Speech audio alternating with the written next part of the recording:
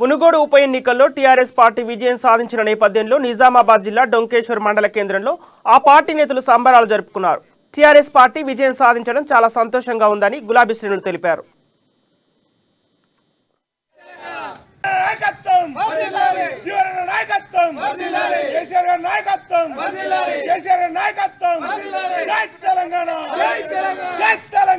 మునుగోడు ఉప ఎన్నికల్లో TRS party విజయం.